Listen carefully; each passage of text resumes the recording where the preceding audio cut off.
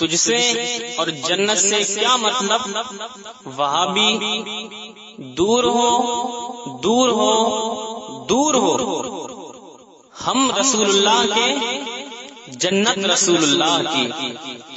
حضرات آپ سن رہے ہیں Rizvi network international Islamic web site.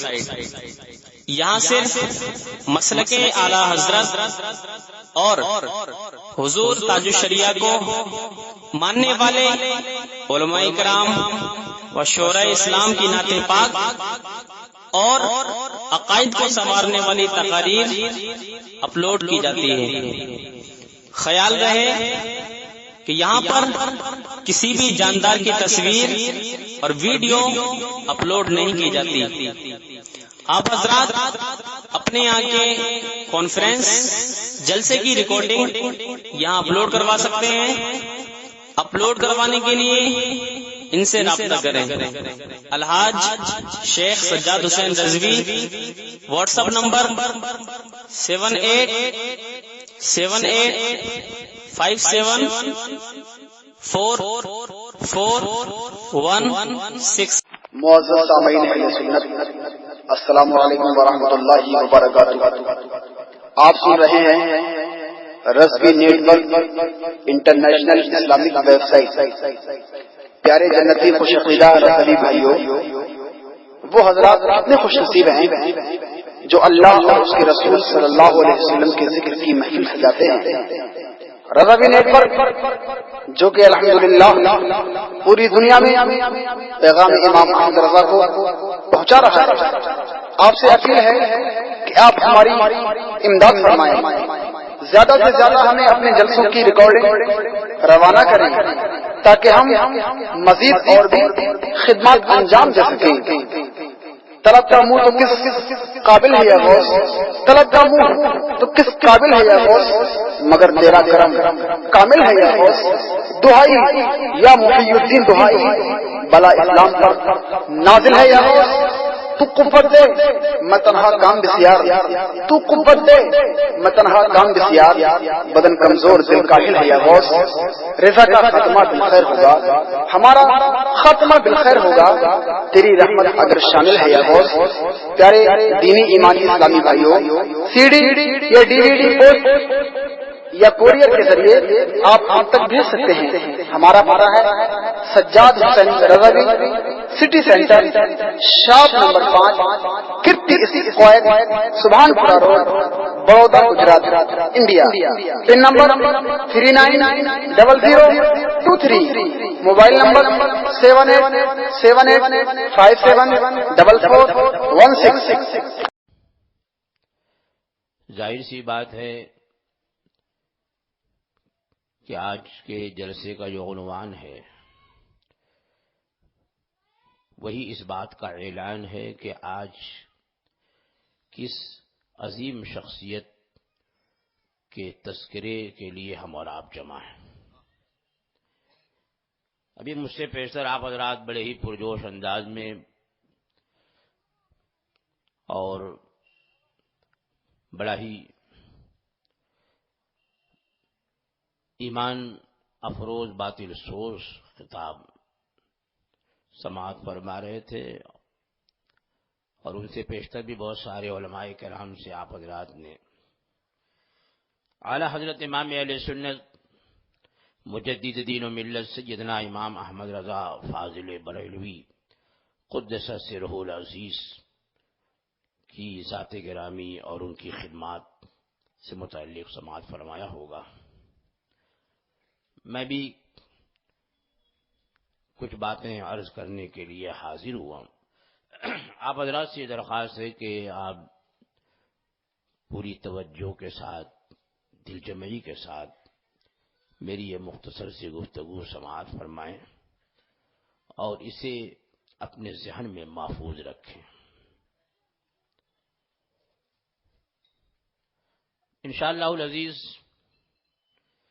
اعلیٰ حضرت فاضل بریلوی قدس سرہ العزیز سے متعلق جو غلط فہمیاں پھیلائی جا رہی ہیں، لوگوں کو بدظن کیا جاتا ہے، بدگمان کیا جاتا ہے میری گفتگو سے بہت سی غلط فہمیاں دور ہوں گی اور آپ کے لیے جواب کا ذہن بنے گا۔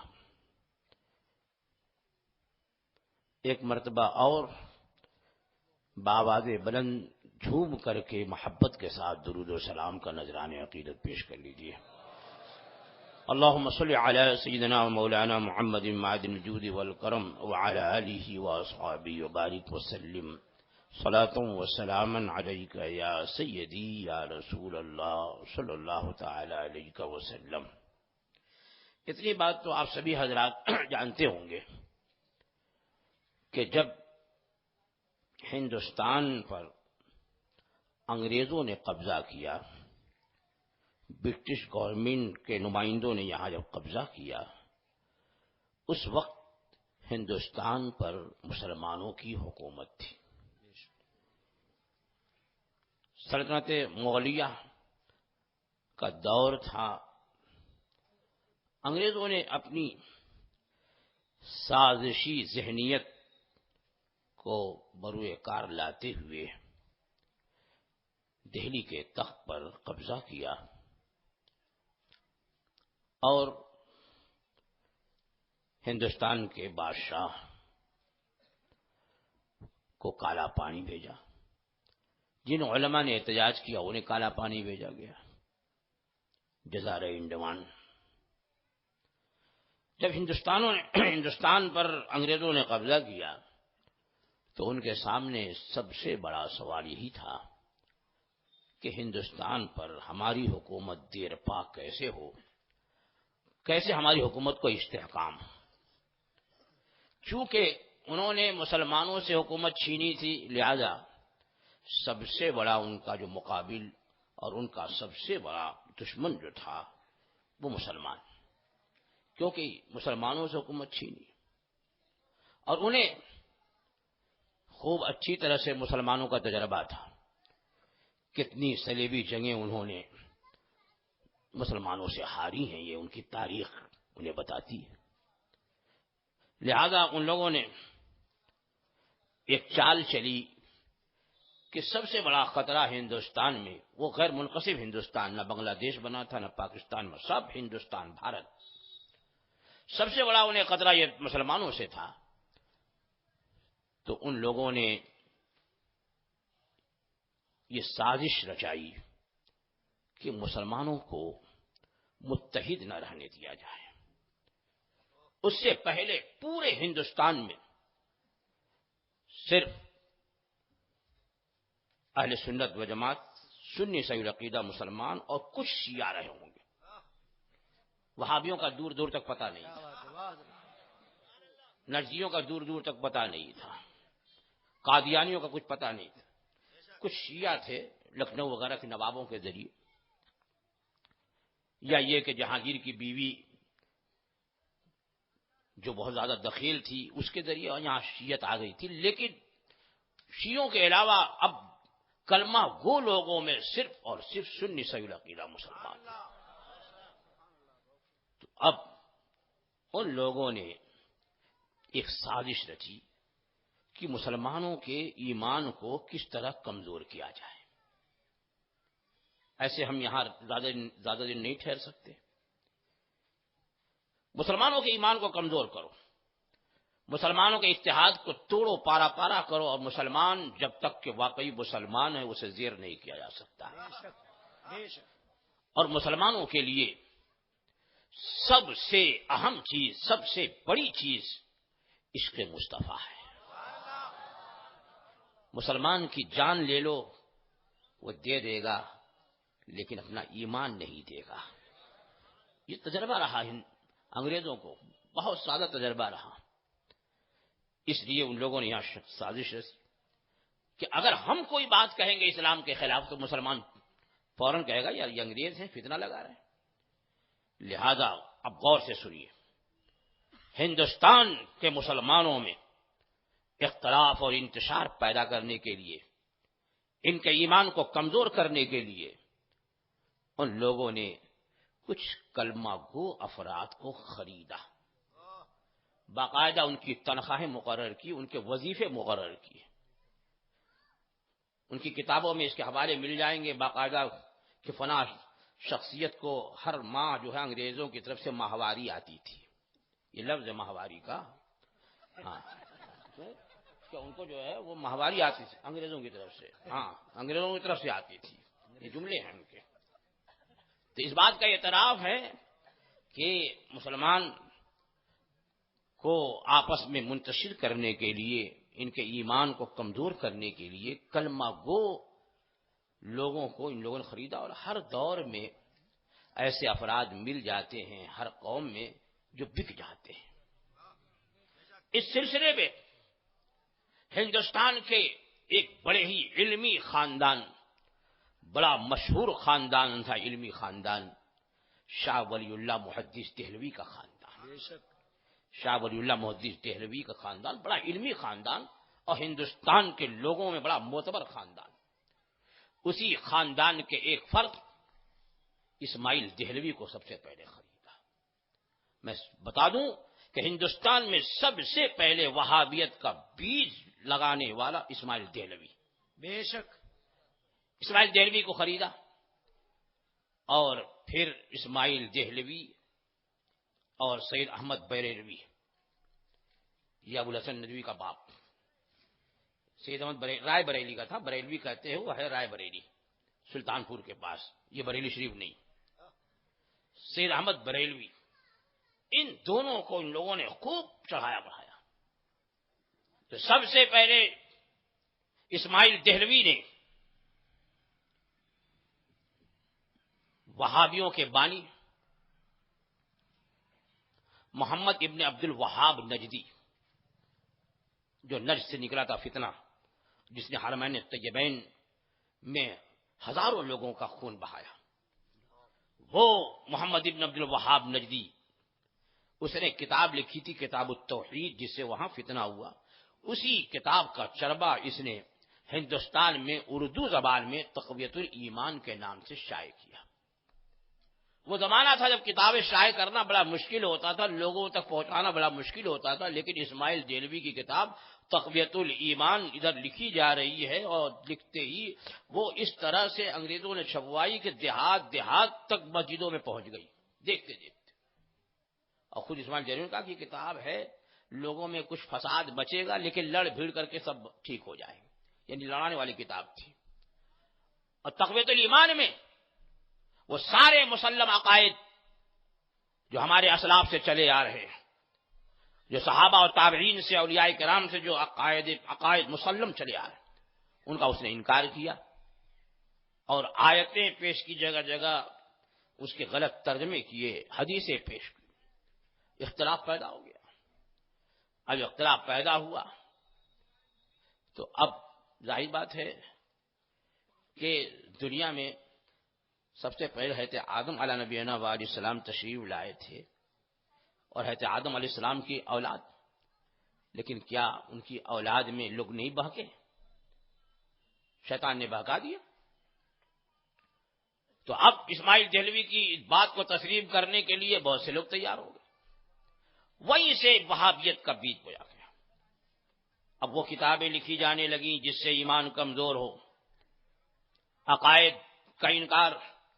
رسول اکرم صلی اللہ تعالی علیہ وسلم کے بارے میں لکھ دیا معاذ اللہ مر کر مٹی میں مل گئے، اور اس پر حدیث بھی پیش کر دی معاذ اللہ. یعنی ایک حدیث لکھی اور لکھ کر کے کہہ دیا کہ حضور کی طرف نسبت کر دی کہ میں بھی ایک دن مر کر مٹی میں مل جاؤں گا معاذ اللہ. دکھائے کوئی مائی کا لال کس حدیث میں یہ لفظ ہے، جملہ ہے کہ حضور نے فرمایا کہ میں مر کر مٹی میں مل جاؤں گا؟ لکھ دیا. مسلم عقائد. اب تک مسلمان یہ جانتے تھے کہ رسول اکرم صلی اللہ تعالی علیہ وسلم اپنی قبر انور میں اپنی حقیقی حیات کے ساتھ جلوہ فرما. بے شک سبحان اللہ. کسی نے لکھ دیا، اب اسی کے چیلے پیدا ہوتے رہے.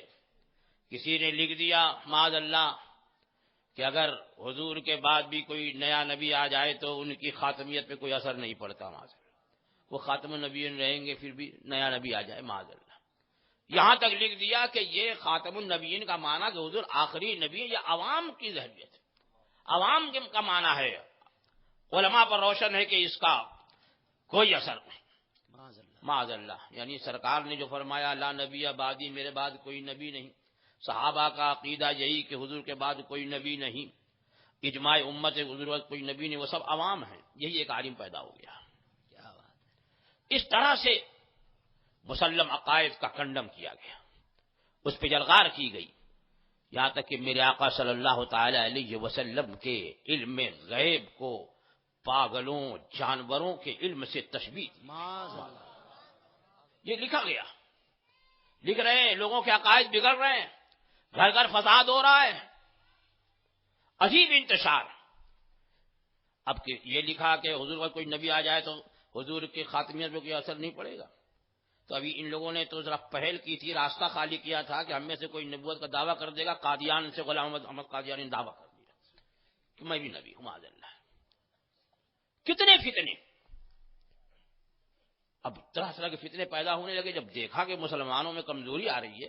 اور بھی فتنے، نجدیت کا فتنہ، وہابیت کا فتنہ، غیر مقلدیت کا فتنہ، الحاد کا فتنہ، شکروالیت کا فتنہ، اور طرح طرح کے بہائیت کا فتنہ پیدا ہو رہا. قادیانیوں کا ہر طرف سے جب فتنے پیدا ہو رہے ہیں، اللہ جل وعلا کی مشیت ہے کہ جب بھی اس کے دین متین کے خلاف کوئی آواز اٹھی تو اللہ نے اپنے بندوں میں سے کسی کو اس کی حمایت اور تائید اور مدد کے لیے پیدا فرمایا. چاہے وہ کربلا کا میدان ہو اور چاہے امام احمد بن حنبل کا زمانہ ہو.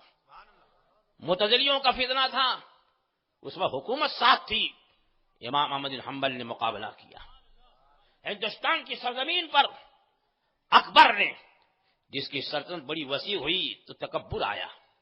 معاذ اللہ اس نے سب کو لے کر چلنا چاہا تو ایک دین، نیا دین معاذ اللہ ایجاد کیا، دین الہی.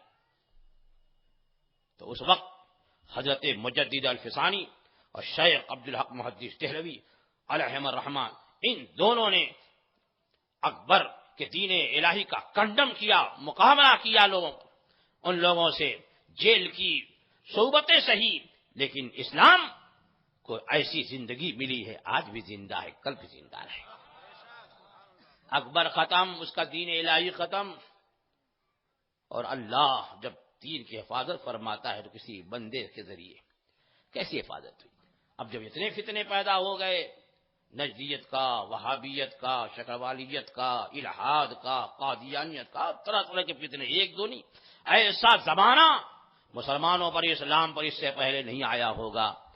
تو اب ایسے وقت میں اللہ جل وعلا نے ان سارے فتنوں کی سرکوبی کے لیے، ان سارے اسلام مخالف تحریکوں کے مقابلے میں اور ان کا جواب دینے کے لیے بریلی کی سرزمین پر امام احمد رضا کو پیدا فرمایا. نعرے تکبیر، نعرے رسالت، مسلک اعلی حضرت، جشن یوم رضا. اعلی حضرت فاضل بریلوی قدس سرہ العزیز نے چیلنج فرمایا ہے اور للکارا کہ یہ رضا کے نیزے کی مار ہے. یہ رضا کے نیزے کی مار ہے کہ عدو کے سینے میں غار ہے. غار تھوڑا ہول نہیں ہے، بڑا غار بن گیا، ایسی مار ماری. یہ رضا کے نیزے کی مار ہے کہ عدو کے سینے میں غار ہے، کسے چارہ جوئی کا وار ہے کہ یہ وار وار سے پار ہے. اعلیٰ حضرت کی زبان دانی پر آج اعتراض لوگ کر رہے ہیں. میں کہتا ہوں اسی ایک شعر میں اعلیٰ حضرت نے کئی مرتبہ وار لفظ استعمال فرمایا، اور ہر ایک کا معنی الگ الگ استعمال فرمایا ہے. کوئی یہ رضا کے نیزے کی مار ہے کہ عدو کے سینے میں غار ہے، کسے چارہ جوئی کا وار ہے کہ یہ وار وار سے پار. سبحان اللہ. یہ اعلیٰ حضرت کی شان ہے. اعلیٰ حضرت فاضل بریلوی قدس سرہ العزیز کی ولادت 10 شوال المکرم 1272 ہجری کو. انگریزوں کا دور ہے، انگریزوں کا دور ہے. دہلی میں انگریزوں کی حکومت پر، ہندوستان پر ان کی حکومت. اعلیٰ حضرت 1272 ہجری میں پیدا ہوئے اور اعلیٰ حضرت کا سن ولادت قرآن حکیم کی جس آیت سے تخریج ہوتا ہے، ابھی میں نے خطبہ مسنونہ کے بعد آیت کریمہ کا وہی حصہ تلاوت کیا ہے. سبحان اللہ. کیا ہے؟ اللہ جل وعلا فرماتا ہے اولئک کتب فی قلوبہم الایمان وَأَيَّدَهُمْ بِرُوحٍ مِّنْهُ۔ سبحان اللہ۔ اب یہ جتنا میں نے پڑھا ہے اس کو آپ اگر ابجد کے اعتبار سے جوڑیں گے، ابجد مطلب ابجد میں الف کا 1، با کا 2، جیم کا 3، دال کا 4 ہے نا، تو اس اعتبار سے اولئک کتب فی قلوبہم الایمان وأیدہم بروح من، ان پورے کے اعداد جمع کریں تو کتنے ہوں گے؟ 1272۔ سبحان اللہ۔ کتنے بنیں گے؟ 1272۔ اور اعلی حضرت کی ولادت کا سن کیا ہے؟ 1272 ہجری۔ سبحان اللہ۔ یہ صرف عددی مناسبت نہیں بلکہ مانوی مناسبت بھی ہے، کہ مانوی مناسبت کہ اولئک کتب فی قلوبہم الایمان، یہی وہ لوگ ہیں جن کے دلوں میں اللہ نے ایمان نقش فرما دیا ہے، ایمان نقش فرما دیا۔ اللہ اکبر، کیسا ایمان نقش ہے! اللہ اعلی حضرت کا ایمان۔ بھائی ایمان کیا چیز ہے؟ ایمان، آپ کہو کہ کلمہ پڑھ لیا ایمان، تو کیا منافقین کلمہ نہیں پڑھتے تھے؟ وہ بھی تو آگے حضور کے بارگاہ میں کلمہ پڑھتے تھے، لیکن اس کے باوجود بھی قرآن فرما رہا ہے، کیا فرما رہا ہے؟ منافقین کے بارے میں، جو لوگ حضور کی بارگاہ میں آ کے کلمہ پڑھتے تھے، حضور کے پیچھے نماز پڑھتے تھے، صحابہ کے درمیان رہتے تھے، اس کے باوجود بھی قرآن فرما رہا ہے وَمِنَ النَّاسِ مَن يَقُولُ آمَنَّا بِاللَّهِ وَبِالْيَوْمِ الْآخِرِ، کچھ لوگ جو دعویٰ کرتے ہیں کہ ہم ایمان لے آئے اللہ پر اور قیامت کے دن پر، دعویٰ بھی کر رہے ہیں، اعلان بھی کر رہے ہیں۔ اللہ فرماتا ہے کچھ لوگ دعویٰ کرتے ہیں ایمان لائے اللہ پر اور قیامت کے دن پر، لیکن ہیں کیا؟ تو اللہ فرماتا ہے وَمَا هُمْ بِمُؤْمِنِينَ، حالانکہ وہ مومن نہیں ہے۔ سبحان اللہ۔ بے شک۔ اسی سے یہ بھی بات سمجھ میں آ گئی۔ آج اگر ہم علماء اہل سنت کہتے ہیں کہ دیکھو جو ہے فلاں نے توہین کی وہ کافر ہو گیا، فلاں نے حضور کی توہین کی وہ کافر ہو گیا، فلاں نے حضور کی شان میں گستاخی کے کافر ہو گیا، تو کچھ لوگ کہتے ہیں ارے باپ یہ فلاں ہوئی مسلمان کو کافر بنا رہا، دیکھو اتنی نماز پڑھتا ہے، اتنی تسبیح کھینچتا ہے، یہ کرتا ہے وہ کرتا ہے، اور پھر بھی اس کو کافر کر رہے ہیں۔ ہم نہیں بول رہے ہیں، قرآن کی بولی بول رہے ہیں کہ قرآن فرما رہا وَمَا هُمْ بِمُؤْمِنِينَ، حالانکہ وہ مومن نہیں ہے۔ تو اب کیا چیز؟ ایمان کی اصل کیا ہے؟ ایمان کی جان کیا ہے؟ ایمان کی بنیاد کیا ہے؟ تو ہم نہیں بلکہ ہم اپنے آقا کی بارگاہ میں حاضری دیتے ہیں۔ بخاری شریف کی حدیث ہے، میرے آقا فرماتے ہیں کہ لا یؤمن احدکم حتی اکون احب الیہ من والدہ وولدہ والناس اجمعین، تم میں کا کوئی بھی اس وقت تک مومن نہ ہوگا، کیا فرمایا آپ نے؟ اس وقت تک مومن نہ ہوگا۔ پھر آگے یہ نہیں فرمایا اس وقت تک مومن نہ ہوگا جب تک کہ نماز کی پابندی نہ کرے، جب تک کہ رمضان کا روزہ نہ رکھے، جب تک کہ زکوٰۃ ادا نہ کرے، جب تک کہ حج فرض ہو نہ کر لے، بلکہ میرے آقا فرماتے ہیں تم میں کا کوئی بھی، اور یہ خطاب کس سے ہے؟ صحابہ سے ہے، جو لوگ کلمہ پڑھنے والے ان سے ہے، تم میں کا کوئی بھی اے ایمان کا دعویٰ کرنے والوں، اے کلمہ پڑھنے والوں، تم میں کا کوئی بھی اس وقت تک مومن نہ ہوگا جب تک کہ اپنے باپ سے زیادہ، اپنی اولاد سے زیادہ اور تمام لوگوں سے زیادہ مجھ سے محبت نہ کرے۔ سبحان اللہ۔ یہ میرے آقا فرمانے کیا پتا چلا کہ ایمان کی جان کیا ہے، ایمان کی بنیاد کیا ہے؟ وہ حب رسول ہے، عشق مصطفیٰ ہے۔ اسی لیے تو اعلی حضرت امام اہل سنت مجدد دین و ملت سیدنا امام احمد رضا فاضل بریلوی قدس سرہ العزیز یوں گنگناتے ہیں کہ اللہ کی سرتابہ قدم شان ہے، یہ سر سے لے کے پیر تک اللہ کی شان، اللہ کی سرتابہ قدم شان ہے، یہ انسان نہیں انسان، وہ انسان ہے۔ یہ ہم پر یہ بھی الزام ہے کہ ہم حضور کو انسان نہیں مانتے۔ یہاں تو اعلیٰ فرما رہے ہیں کہ انسان تو ہیں، لیکن ساتھ ہی ساتھ ہمارا یہ بھی عقیدہ ہے کہ حضور انسان ہیں، حضور بشر ہیں، لیکن ایسے انسان ہیں، ایسے بشر ہیں کہ ان کے جیسا انسان نہ ہوا ہے نہ ہو سکے گا، ان کے جیسا انسان نہ پیدا ہوا ہے اور نہ قیامت تک پیدا ہو سکے گا۔ اللہ جل وعلا وحدہ لا شریک ہے، اور اپنے محبوب کو بھی اس نے بنایا ہے تو ایسا بنایا کہ ان کے وصف میں کوئی ان کا شریک نہیں۔ اس وحدہ لا شریک نے لا شریک بنا، ایسا کوئی بھی ان کا شریک نہیں۔ تو میرے آقا صلی اللہ تعالی علیہ وسلم کیسے تو اعلیٰ فرماتے ہیں کہ انسان نہیں انسان، وہ انسان ہے یہ، اور قرآن تو ایمان بتاتا ہے انہیں۔ ہاں قرآن پڑھے تب تو، قرآن دل سے پڑھے تب، لیکن میرے آقا نے تو پہلے ہی فرما دیا ہے کہ یہ قرآن پڑھیں گے لیکن ان کے نرخرے سے نیچے نہیں اترے گا، دل تک نہیں جائے گا۔ ہاں نہیں تو قرآن خوب پڑھتے ہیں، یہ خوب پڑھتے ہیں، آئے دیکھا کہ جماعت میں کہیں باقی 5 منٹ جلدی اٹھایا پڑھنے لگا، ابھی امام صاحب نہیں آئے اور پڑھنا شروع کیا، ٹرین میں وقت دیکھا جیب سے نکالا پڑھ رہے، ارے واہ کتنا قرآن پڑھ رہا ہے، لیکن سب یہیں تک ہے، یہاں تک کچھ نہیں جا رہا ہے۔ کیوں؟ میرے آقا نے فرمایا یہ قرآن پڑھیں گے لیکن ان کا قرآن جو ہے ان کے نرخرے سے نیچے نہیں، یہ غلق سے نیچے نہیں، یہ نرخرا ہے نا، حضور فرماتے ان سے نیچے نہیں اترے گا۔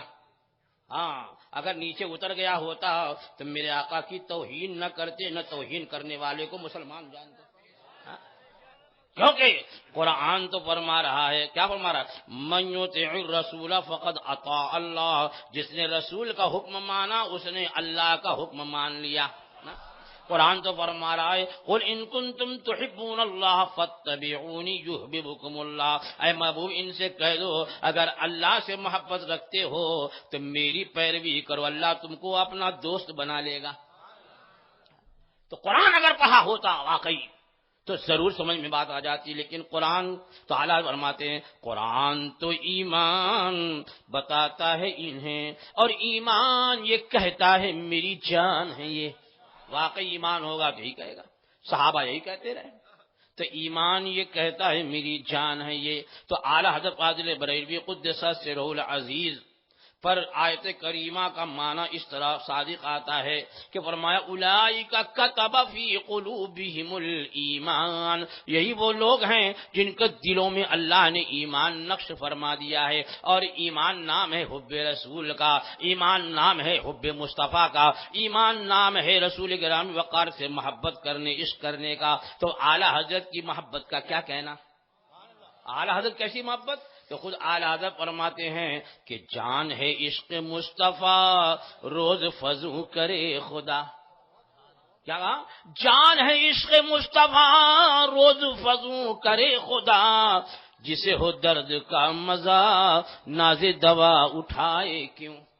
ارے درد میں مزہ آئے گا تو دوا لینے جائے گا ڈاکٹر کے پاس، تو یہ عشق یہ ایسا درد ہے کہ اسی میں مزہ ملتا ہے عاشق کو، لہذا یہ درد دور نہ ہو بلکہ بڑھتا رہے، روز فضو کرے خدا، روز اللہ بڑھائے اسے۔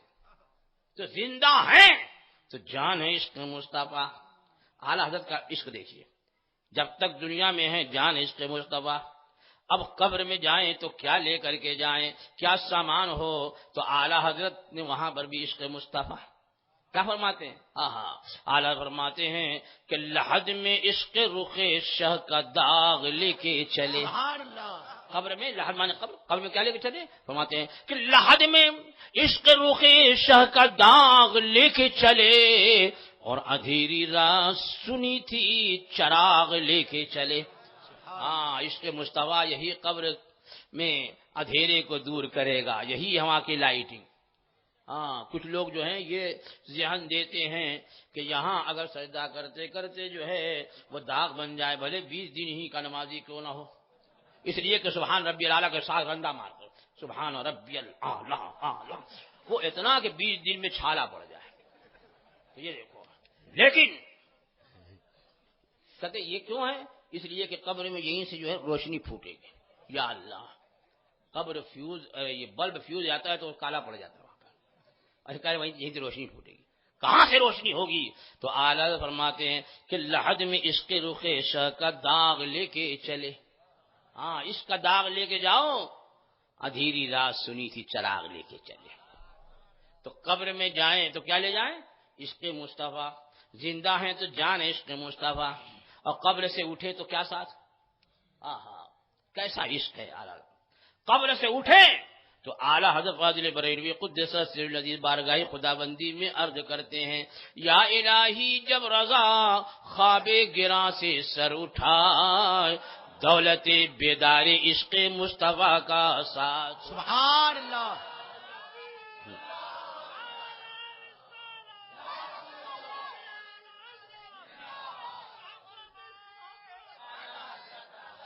قبر میں جائیں تو عشق مصطفیٰ کا داغ لے کے جائیں، اور قبر سے اٹھیں تو دعا ہے کہ عشق مصطفیٰ ساتھ۔ اچھا قیامت میں کیا ساتھ؟ قیامت میں اٹھیں گے تو عشق مصطفیٰ کے ساتھ، اور قیامت میں کیا کام آئے؟ قیامت میں کیا کام آئے؟ وہاں جہاں نفسی نفسی کا عالم ہوگا تو وہاں پر کیا کام آئے؟ آہا، تو اعلیٰ حضرت بڑے اچھے انداز میں بیان فرماتے ہیں وہاں کیا کیا چیز کام آنے والی ہے۔ تو اعلیٰ حضرت فرماتے ہیں، کیا فرماتے ہیں؟ اے عشق تیرے صدقے جلنے سے چھٹے سستے۔ ہاں وہاں جلانے والی آ گئے نا، کیا فرماتے ہیں؟ اے عشق تیرے صدقے جلنے سے چھٹے سستے، جو آگ بجھا دے گی وہ آگ لگائی ہے۔ سبحان اللہ۔ ہاں عشق بھی ایک آگ ہے، وہ سینے میں کون سی آگ ہے؟ اس کے مصطفیٰ کی آگ ہے۔ اس آگ کا کام یہ ہے کہ اس آگ کو بجھا دے جو سب کو جلائے، جس آگ کا عالم یہ ہے کہ میرے آقا فرماتے ہیں کہ اگر جہنم کا ایک شعلہ زمین پر آ جائے تو سارے سمندر کے پانی جل جائیں، سارے درخت جل جائیں، ایسی آگ ہے۔ لیکن عشق مصطفیٰ وہ آگ ہے کہ اسے بھی بجھا دے۔ اسی لیے تو حدیث پاک میں ہے کہ جب قیامت کے دن جہنم کے پشت پر پل صراط قائم ہوگا اور لوگ اس پر سے گزریں گے، وہ جنت میں جانے کا راستہ ہے، تو اب جو جہنم میں گرنے والا ہوگا دونوں طرف بڑے بڑے آنکڑے لگے ہوں گے، نیچے جہنم کے شعلے لپک رہے ہوں گے، جہنم میں جانے والا کٹ کٹ کے گرتا رہے گا پل صراط سے۔ لیکن جب ایک مومن کامل، ایک عاشق صادق پل صراط سے گزرنے لگے گا تو جہنم پکارے گا، وہی جہنم جس کے شعلے اب تک لپک رہے تھے، جس کے آنکڑے لوگوں کو کھینچ کھینچ کر کے جہنم میں گرا رہے تھے، وہی جہنم پکارے گا، اے گزرنے والے جلدی گزر جا، اے گزرنے والے تیزی سے گزر جا، تیرے نور ایمان سے میرے شعلے ماد پڑ رہے ہیں۔ تو اعلیٰ فرماتے اے عشق تیرے صدقے جلنے سے چھٹے سستے، جو آگ بجھا دے گی وہ آگ لگائی ہے۔ اللہ، ایسے عاشق یہاں ہیں تو عشق مصطفیٰ، قبر میں ہیں تو عشق مصطفیٰ، قبر سے اٹھے تو عشق مصطفیٰ، اور پل صراط سے گزر رہے ہیں تو عشق مصطفیٰ۔ اس لیے تو فرماتے ہیں کہ اگر میرے دل کے دو ٹکڑے کیے جائیں تو ایک پر اللہ ہوگا، دوسرے پہ محمد الرسول اللہ ہوگا۔ ایسا عشق ہے، اسی لیے فرمایا اولئک کتب فی قلوبہم الایمان، یہی وہ لوگ ہیں جن کے دلوں میں اللہ نے ایمان نقش فرما دیا ہے۔ اور ایسا ایمان ہے کہ جس نے قریب سے دیکھ لیا، جو قریب ہو گیا، اسے بھی ایمان کی حلاوت مل گئی ہے۔ اب میں یوں ہی نہیں پھیکم پھاک کر رہا ہوں، حوالہ پیش کر رہا ہوں۔ یہ دیکھو محدث اعظم ہند کچھوچھوی، حضور محدث اعظم ہند کون ہے؟ ہاشمی میاں مدنی میاں کے والد محدث اعظم ہند۔ وہ اپنے ایک مضمون میں تحریر فرماتے ہیں کہ جب میں پیلی بھیت شریف میں حضرت علامہ وسیع احمد صاحب محدث صورتی سے علم حدیث حاصل کر رہا تھا، حدیث کی کتابیں پڑھ رہا تھا، وہ فرماتے ہیں، غور سے سنیے گا۔ اور حوالہ کس کا ہے؟ حوالہ یہ ہے، پہلے بھیونڈی سے ایک ماہنامہ نکلتا تھا، ماہنامہ المیزان، بہت پہلے، اس کا امام احمد رضا نمبر شاہ، اس میں یہ محدث اعظم کا خطبہ صدارت ہے۔ غالباً یہ کانفرنس جو ہے یہی ناگپور میں ہوئی تھی، اور اس کی صدارت محدث اعظم ہند نے کی تھی، اور محدث اعظم ہند نے خطبہ صدارت شائع کروایا تھا۔ اور میری جب ملاقات ہوئی حضرت مفتی غلام محمد صاحب سے تو انہوں نے بھی مجھے بتایا کہ وہ خطبہ صدارت انہوں نے لکھا اور میں نے شائع کر دیا اسے۔ تو وہ خطبہ صدارت ماہنامہ المیزان میں شائع ہوا، امام احمد رضا نمبر میں۔ اس کے بعد ماہنامہ قاری جو دہلی سے نکلتا ہے، اس کے امام احمد رضا نمبر میں بھی وہ خطبہ صدارت شائع ہوا۔ اب سنیے، اب مل جائے تو پڑھیے۔ فرماتے ہیں کہ جب میں پیلی بھیت شریف میں اپنے استاد محدث صورتی، یہ کون ہے؟ یہ اعلیٰ حضرت کے شاگرد نہیں ہیں، اعلیٰ حضرت کے مرید نہیں ہیں، بلکہ عمر میں اعلیٰ حضرت سے سینئر تھے۔ کون ہے محدث صورتی؟ حضرت علامہ وسیع احمد صاحب، جن کا حاشیہ بخاری پر ہے، جن کا حاشیہ طحاوی پر ہے، وہ جن کے شاگرد صدر الشریعہ ہیں، جن کے شاگرد صدر الافاضل ہیں، جن کے شاگرد محدث اعظم ہند ہیں، جن کے شاگردوں میں ملک العلماء ہیں فاضل بہاری، یہ ایسے بڑے بڑے شاگردوں کے استاد حضرت محدث صورتی، تو ان کے بارے میں حضرت محدث اعظم ہند کچوشوی علیہ رحمہ فرماتے ہیں کہ جب میں اپنے استاد کے پاس پڑھتا تھا تو اکثر وہ اعلی حضرت کا ذکر کرتے تھے، اس وقت تک اعلی حضرت سے میری ملاقات نہیں تھی۔ جب دیکھو اعلی حضرت کا تذکرہ، جب دیکھو اعلی حضرت کا تذکرہ، حالانکہ وہ مرید تھے حضرت فضل الرحمان گنج مراد آبادی کے، یہ آزادی سے پہلے کے بہت مشہور بزرگ گزرے، حضرت فضل الرحمان گنج مراد آباد، تو ان کے مرید تھے وہ حضرت محدث صورتی، لیکن اعلی حضرت کا تذکرہ وہ اکثر کرتے اور اپنے پیر کا تذکرہ کم کرتے۔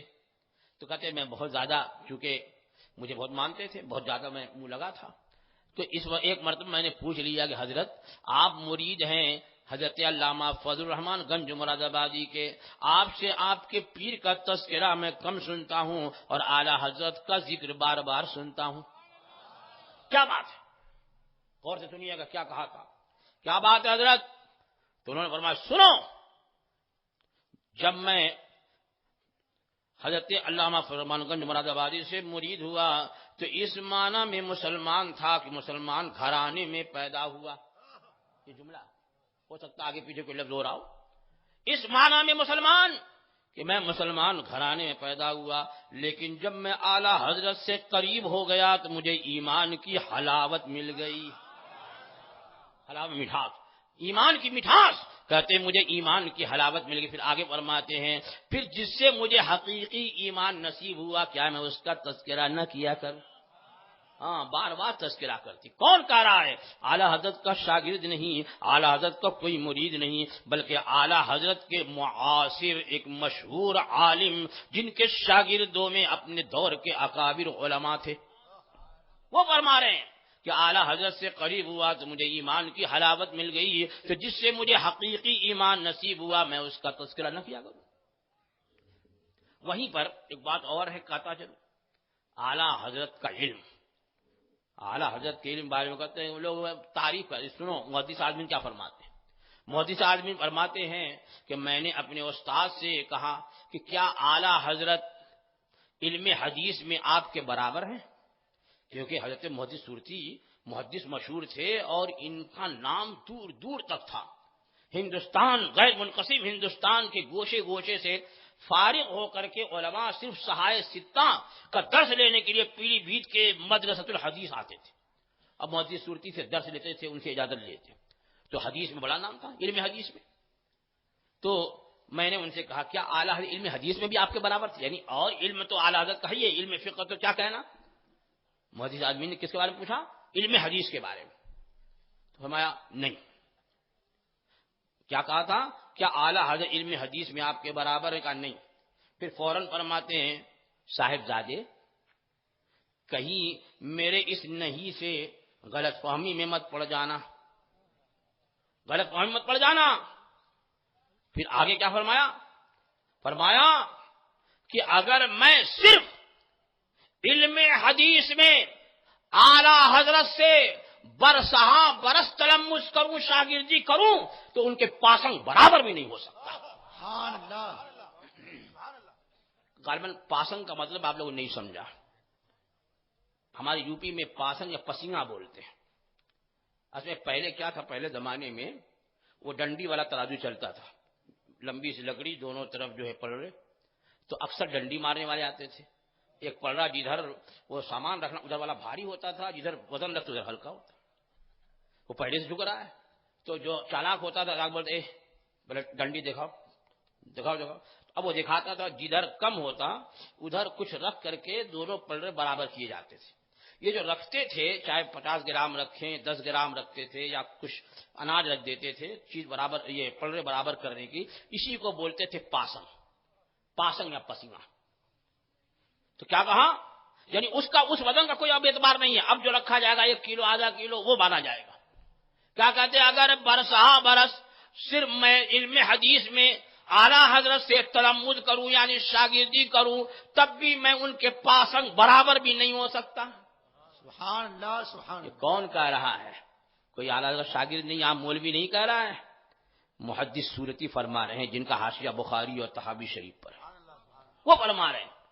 اور میری طبیعت اس وقت پھڑک گئی جب میں نے فتاوی رضویہ کی تیسری جلد میں، وہ ویسے تو کئی جگہ حضرت محدث صورتی نے اعلی حضرت سے سوال کیا ہے، فتاوی رضویہ میں ہے، لیکن تیسری جلد باب صفت الصلاۃ جہاں نماز کا بیان ہے، اس تیسری جلد میں آپ دیکھ لیجئے گا فتاوی رضویہ کی تیسری جو پہلی تیسری جلد جو 12 جلدوں کی تیسری جلد، یہ ابھی جو نئی شائع ہوئی ہے 30 جلدوں والی وہ نہیں، تو یہ کہنا ہو کہ تیسری جلد میں جہاں نماز کا بیان ہے وہیں اعلی حضرت سے حضرت محدث صورتی نے ایک استفتاء کیا ہے، سوال کیا ہے حدیث کے بارے میں. اس کے بارے میں حدیث کے بارے میں کون سوال کر رہا ہے اعلی حضرت سے؟ محدث صورتی. اس کا مطلب یہ ہوا کہ اعلی حضرت کتنے بڑے محدث تھے. آج ایک دو حدیث یاد ہو جاتی ہے تو اپنے کو لوگ جو ہے وہ پتہ نہیں کیا کیا بولنے لگتے ہیں، کہتے اہل حدیث، وہ بڑا ٹائٹل. اور ایک پوچھ لو حدیث یاد ہے، کہ مولانا سنا. ابھی تم مولانا سے سنا، تمہیں تو مقلد ہو گیا. تیری قسمت میں امام اعظم کا مقلد ہونا نہیں تھا تو اپنے ٹوٹپوجیا مولوی کا مقلد ہوگا. کون ہے غیر مقلد کہ جو اپنے مسئلے کے سلسلے میں چند حدیثیں پیش کر سکے اور کہتے کہ ہم اہل حدیث ہیں. حدیث دیکھنی ہو تو آؤ فقہ حنفی میں، ہر مسئلہ اپنی جگہ حدیث کریمہ، اقوال صحابہ اور تابعین سے مزین. تو اعلی حضرت سے سوال کیا کنہوں نے؟ حضرت محدث صورتی نے. کس کا؟ حدیث کا. وہ حدیث بھی یوں کہ فرماتے ہیں کہ ایک حدیث ہے جس کو کچھ لوگ یہاں موضوع بیان کر رہے ہیں، کہتے ہیں کہ موضوع ہے، موضوع یعنی گڑھی ہوئی ہے. اس میں یہ تھا کہ امامہ باندھ کر کے، حدیث میں امامہ باندھ کر ایک جمعہ 25 جمعے کے برابر ہے. امام ایک جمعہ پڑھنا 25 جمعے کے برابر ہے. حضور یہ حدیث جو ہے وہ کس پائے کی ہے؟ کچھ لوگ کہتے ہیں کہ موضوع ہے.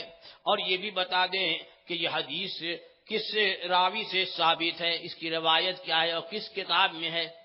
اور میں نے کتاب میں کا حوالہ دیکھا ہے تو وہ منیا ہے. تو حضور یہ کون سی منیا ہے؟ وہی جس کی شرح گنیا ہے. اب یہ سوال کر رہے ہیں اعلی حضرت سے. میری طبیعت پھڑک گئی، یا اللہ، محدث صورتی جن کے شاگرد صدر الشریعہ بارش سے اٹھاؤ تو حدیث کے انبار نظر آتے ہیں، جن کے شاگرد کا یہ عالم محدث صورتی کا عالم ہو، وہ سوال کر رہے ہیں اعلی حضرت سے تو علم حدیث کے بارے میں. اس حدیث تو اعلی حضرت اعلی حضرت سوال ہوا تو اعلی حضرت نے یہ نہیں فرمایا کہ حضرت یہ حدیث آپ تو محدث ہیں، آپ بھی تلاش کر لیں. نہیں، اعلیٰ حضرت نے اس حدیث کے بارے میں گئی ایک حدیث کے بارے میں پوچھا، حضور اس کی روایت بیان کر، سند بیان کر دیں اس کی سند. تو اعلیٰ حضرت نے اس حدیث کو 4 سندوں سے ثابت کیا. سبحان اللہ سبحان اللہ. بے شک. اور انہوں نے یہ بھی لکھا تھا کہ امام کی فضیلت میں بھی کوئی حدیث ذکر کر دیں. یہاں لوگ کہتے ہیں امام کی فضیلت میں حدیث موضوع ہے. تو اعلیٰ حضرت فاضل بریلوی قدس سر عزیز نے تو پہلے ان 4 سندوں کو اور سندوں کی عبارت کو پیش کیا ہے کہ جس میں امامی کی فضیلت جمعہ پڑھنے کے بارے میں کہ امامہ بات کر کے ایک جمعہ 25 جمعے کے برابر ہے. اس حدیث کو 4 سندوں سے پیش فرمایا اور اس کے بعد پھر آپ نے جو کہا تھا نا اور حدیث امامے کی فضیلت میں لکھے تو اعلیٰ حضرت نے 1 2 نہیں 20 حدیثیں حوالے سے لکھ ڈالی. سبحان اللہ سبحان اللہ. یہ اعلیٰ حضرت کا علم حدیث ہے. اعلیٰ حضرت علم حدیث میں اعلیٰ حضرت کی شہرت نہیں مانتے اور فقہ میں مانتے ہیں. تو جب حدیث کا یہ عالم ہے تو فقہ کا کیا عالم ہوگا. تو اعلیٰ حضرت فاضل بریلوی قدس سر العزیز کا ایمان بھی اور تائید غیبی بھی ایسی تائید غیبی ہے، ایسی تائید غیبی کہ بڑے بڑے علماء اعلیٰ حضرت سے سوال کر رہے ہیں. اس زمانے کے علماء، آج کے نہیں. آج تو ہر ایک جو ہے کوشش کرتا ہے کہ 1.5 اینچ کی الگ مسجد بن جائے. اس زمانے میں علماء جو واقعی عالم کہلانے کے لائق سے ان لوگوں نے اعلیٰ حضرت سے استفتاء کیے. اٹھا کے دیکھو پتہ بری اعلیٰ حضرت سے سوال کر، علمی سوال، اور اعلیٰ حضرت جواب دیتے ہیں. تو اعلیٰ حضرت کا جواب ایسا نہیں ہوتا کہ جائز ہے فقط بندہ فلاں اور ناجائز ہے فقط بندہ فلاں. ہاں فتح رشید اٹھا کے دیکھو تو اس میں یہی ملے گا، جائز ہے فقط بندہ عبدالرشید احمد گنگوہی، ناجائز ہے فقط بندہ رشید احمد گنگوہی. اور یہی سب سے بڑی دلیل یہی ہو گئی، فقط بندہ. اور اعلیٰ حضرت لکھتے ہیں تو سامنے والے کو مطمئن فرما دیتے، ایسے دلائل کے انبار لگا دیتے. سبحان اللہ. ایسا لکھتے. اور لکھنے کا عالم کیا ہے؟ محدث عالمین اپنے مضمون میں فرماتے ہیں کہ جب میں پہنچا اعلیٰ حضرت کی بارگاہ میں تو اعلیٰ حضرت کے پاس ڈاک آئی. روزانہ ڈاک آتی ہے، سوالات آتے تھے دنیا سے، افریقہ سے، سری لنکا سے، ہندوستان کے گوشے گوشے سے. اب وہ لفافہ اعلیٰ حضرت نے کھولا اور کھول کر کے پیکٹ اور ایک ایک لفافہ تو اعلیٰ حضرت کے ارد گرد جو ان کے شاگرد ان کے خلیفہ بیٹھے ہوئے تھے، ادھر صدر الشریعہ بیٹھے ان کو ایک دے دیا، ادھر مفتی اعظم ان کو دے دیا، ملک العلماء ان کو دے دیا، ادھر ایک اور صاحب ان کو دے دیا. 4 حضرات کو ایک ایک لفافہ دیا. اب اعلیٰ حضرت کس طرح فتوا لکھواتے تھے اس کو آپ سنیے غور سے. سبحان اللہ. اور جو اعلیٰ حضرت نے لکھوا دیا آج تک کوئی مائی کا لال پیدا نہیں ہوا اس پہ انگلی رکھ سکے. ہاں، اعلیٰ حضرت نے کس شان سے لکھوایا. اب محدث آدمی فرماتے ہیں کہ اعلیٰ حضرت اس طرح لکھواتے کہ اس طرح جن کو دیا تھا انہوں نے سوال پڑھنا شروع کیا. ظاہر بات ہے سوال لکھے ہوتے، سوال پورا پڑھ دیا. اب پورا سوال پڑھ دیا تو اعلیٰ حضرت ان کو لکھوانے لگے اور جب تک وہ لکھ رہے ہیں وہ جملہ ان سے اعلیٰ فرمایا اب آپ سنائیے. اب یہ لکھتے جا رہے ہیں اور اعلیٰ حضرت ان کو لکھواتے بھی جا رہے ہیں اور ان سے پڑھوا کر کے سنتے بھی جا رہے ہیں. جب انہوں نے پورا سوال سنا لیا تو اعلیٰ اب ان کو بھی لکھوا رہے ہیں. اتنے میں انہوں نے کہا جی حضور تو آگے لکھوا دیا. جب تک انہوں نے کہا جی حضور تو آگے لکھوا دیا. اب ان سے کہا کہ اب تم سناؤ. اب ادھر والے سوال سنا رہے ہیں، اعلیٰ ان کا سوال سنتے جا رہے ہیں اور ان میں سے جو بولتا جی حضور آگے لکھوا دیتے، ادھر والا بولتا جی حضور آگے لکھوا دیتے اور ان کا سوال بھی سنتے جا رہے ہیں. جب ان کا سوال پورا سن لیا اب ان کو بھی لکھوانا شروع کیا. ان کو لکھوا رہے جب تک ادھر کا جی حضور آگے لکھوا دیا، ادھر سے کہا جی حضور آگے لکھوا دیا اور ان سے کہا اب تم سناؤ. سبحان اللہ. تینوں کو لکھواتے جا رہے ہیں اور چوتھے سے فرما رہے ہیں تم سناؤ. اب یہ سوال سناتے جا رہے ہیں، اعلیٰ حضرت سنتے جا رہے ہیں، ان کو لکھواتے جا رہے ہیں. جب ان کا سوال پورا ہو گیا تو اب ان سے بھی فرمایا اب تم لکھو. اب یہ بھی لکھ رہے ہیں جب تک ادھر سے کہا جی حضور آگے، جی حضور آگے، جی حضور آگے. ان کو بھی لکھوا، 4 کو بیک وقت لکھوا رہے. سبحان اللہ. الگ الگ موضوع پہ الگ الگ مسئلہ ہے اور اعلیٰ حضرت یہ بھی نہیں پوچھتے کیا بولا. بھائی کبھی کبھی ہم لوگ بھی لکھواتے ہیں، ہم لوگ فتویٰ لکھواتے ہیں لیکن ایک آدمی کو لکھواتے ہیں اور لکھوانے کے بعد اگر کسی کام میں کسی طرح اور کچھ پوچھنے آ گیا پھر پوچھنا پڑتا ہاں کیا لکھوایا تھا، اب سناتا اس کے بعد آگے لکھتے. لیکن وہاں عالم یہ ہے یہ نہیں پوچھا جا رہا تم نے کیا لکھا، یہ نہیں پوچھا جا رہا تم نے کیا لکھا، بس وہ کہتے جی حضور اور آگے لکھوا دیا، جی حضور آگے لکھوا دیا. محدث آدمی فرماتے ہیں میں یہ تعجب خیز بات دیکھ رہا تھا، اتنے میں کیا دیکھا کہ ایک شخص آیا اور وہ زبانی سوال کرنے لگا. اعلیٰ حضرت اس کو زبانی سمجھا بھی رہے ہیں، ان لوگوں کو لکھوا بھی رہے ہیں. سبحان اللہ. سبحان اللہ. یہ اعلیٰ حضرت کی شان افتاح ہے کوئی ماہی کا لال دکھائے اس شان سے اعلیٰ حضرت نے لکھوایا.